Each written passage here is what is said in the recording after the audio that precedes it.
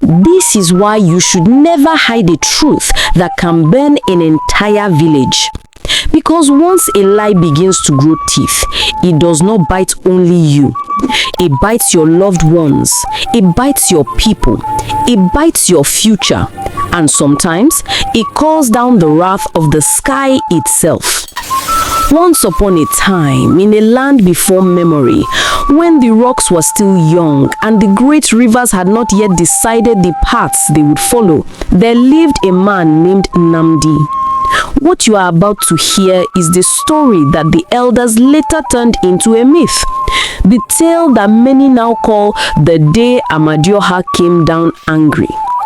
But this is the real story. Raw, human, trembling, filled with sweat, dust, blood, fear, and love. And it begins with a crime, a very small crime, a crime made by a father's shaking hands, a crime made under the moon when his child was crying from hunger, a crime that almost ended the whole tribe. No one in the tribe of Uli ever forgot the night the sky became red. But before that night came the hunger. Before the hunger came the shame. Before the shame came Nnamdi's fear. The season had been cruel. The rains had come late. The sun had stayed too long. The ground had cracked like old clay pots.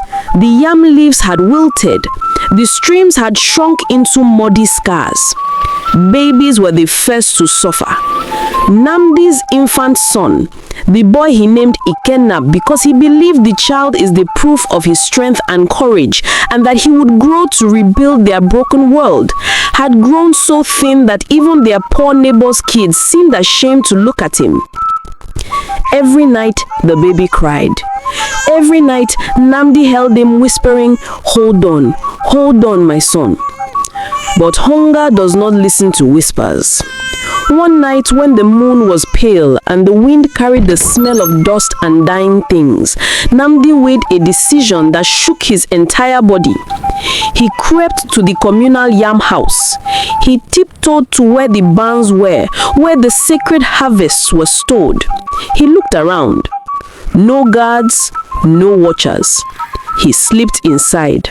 The yams laid in line like kids in the assembly ground, sleeping like old spirits. Each one blessed, each one marked, each one belonging to the entire tribe, not to any man. Nnamdi whispered, "Forgive me, Amadioha, I am your child too," as he picked two small yams and hid them inside his hide cloth. His hands trembled so hard he almost dropped them. He felt the weight of ancestors watching.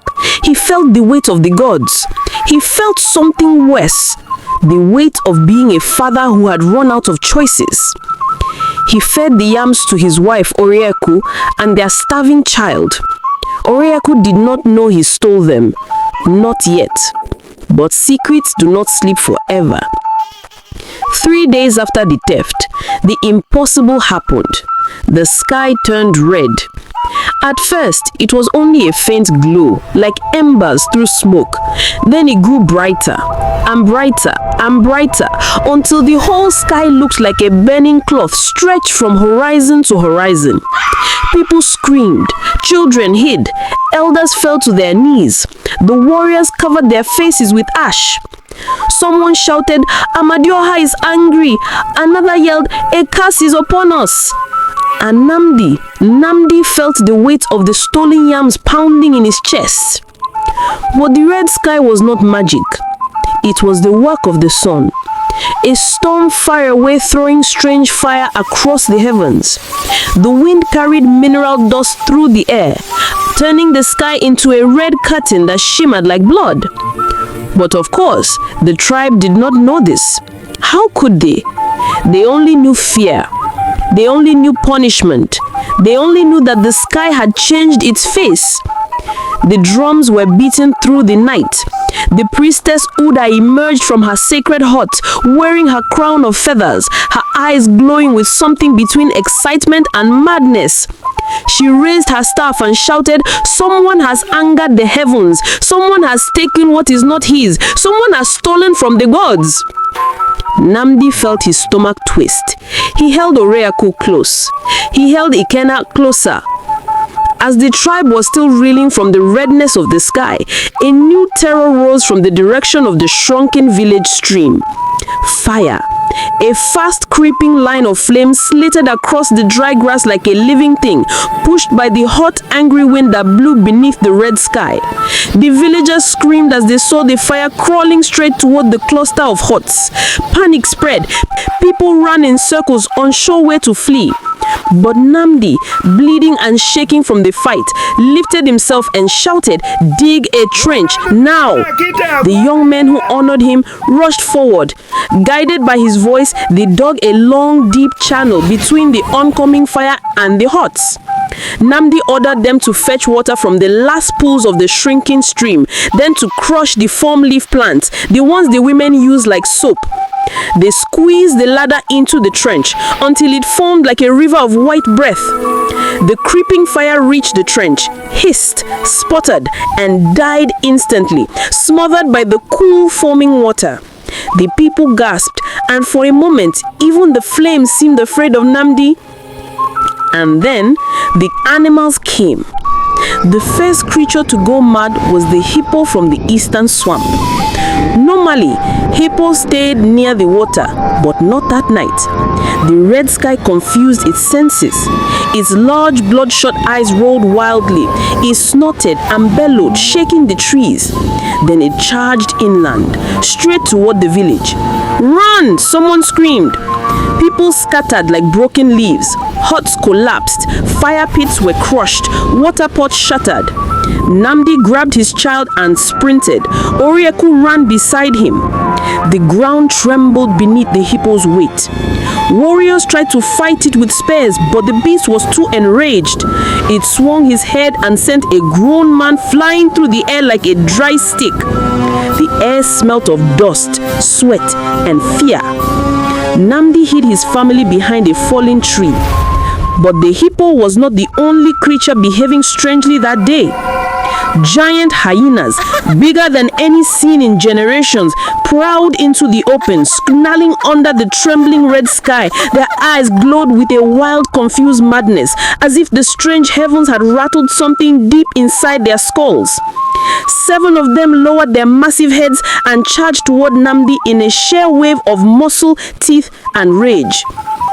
He shoved Oreaku and the baby behind a fallen trunk and planted his feet, gripping his stone hoe so tight his knuckles turned white. The first hyena leapt. Nnamdi swung wide, cracking its jaw with a blow that sounded like the village's wrestling drums that had been struck in a cave. The beast collapsed screaming. Another lunged from the side. He rolled, came up fast, and drove the sharpened edge of the hoe into its throat, warm blood splashing across his arms. A third slammed into him, sending him crashing to the ground. Its rotten breath filled his nostrils. Nnamdi headbutted it, grabbed a broken branch, and stabbed wildly until it went still. The 4th and 5th came together. He dodged one, but the other tore into his shoulder, ripping flesh.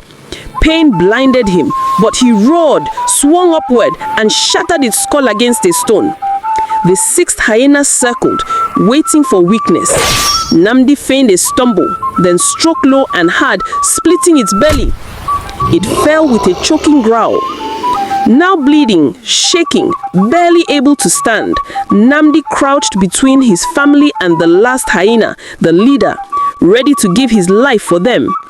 The hyena sniffed the air, turned its head, and locked eyes with Nnamdi. Nnamdi whispered, "Not now, not today." But the hyena took a step toward them. Oreaku gripped his arm. The baby whimpered. The hyena crouched low. It was about to pounce. A spear flew from somewhere behind them and struck the hyena's side. The beast yelped and ran into the dark. Nnamdi turned and saw Ijike, one of the younger hunters, panting heavily. He said, "The animals have gone mad. The red sky is driving them crazy." Then he looked at Nnamdi. He said, "You must protect your family. Something worse is coming." Something worse did come, but not from the forest, from inside the tribe, from inside their hearts, from inside Nnamdi's secret. The morning after the red sky, the tribe gathered to discuss the disaster. The priestess Udah strode into the center of the circle, her hair adorned with eagle feathers, her long limbs moving like she floated above the earth. She said, "The gods demand the truth. Someone has sinned. Someone has brought the wrath of Amadioha." The elders murmured, eyes darted. Suspicion grew like fire in dry grass. Oriaku stood beside Nnamdi holding their child. But something was wrong with her. She kept looking at Nnamdi. Her eyes moved from west to east and back to west again, her breathing uneven. After a long silence, she whispered, "Nnamdi, please just tell them." His heart cracked. He whispered back, "Ore, please." She shook her head, tears falling. "I found the yam skins under the stone shelf, the ones you hid, the sacred ones." The ground seemed to fall away beneath him. Elders gasped. Warriors rose to their feet. Priestess Udah smiled, slowly, like a crocodile. "Nnamdi," she said in a voice filled with both desire and triumph, "you have offended the gods. Very bad of you. Very, very bad of you, Nnamdi, son of Omekanaya." Ore grabbed his hand, trembling. "I only want to protect you," she whispered. "I only want our son to live." Priestess Udah lifted her staff. "Silence! The gods demand a sacrifice." The tribe roared in agreement. Nnamdi felt his world collapsing. He had stolen 2 small yams, just 2. But hunger makes crime heavy. Fear makes crime deadly. And now the punishment would be either a living death or a burning one. Priestess Udah stepped forward. Her face was calm, too calm. Her voice rang out, "By the laws of our ancestors, the thief shall face the judgment of the gods." She raised 2 fingers. "One, he shall join with the body of the god's wife, the sacred one whose touch no man survives. He will live, but he will lose himself forever and stay in her heart until death takes him." The tribe murmured. Everyone knew what that meant. The men who were taken to Udah's hut to pleasure her emerged alive, but empty, silent, broken, dead from waist up, their limbs weak, their eyes vacant, their spirits lost. They spent the rest of their days in the shadows, unable to talk, unable to think clearly, unable to return to their families. It was a fate worse than death. Priestess Udah's eyes rained tears as she stared at Nnamdi. She had always admired him, desired him, wanted him in ways she should not. The thought of trapping him forever pleased her. She raised her second finger.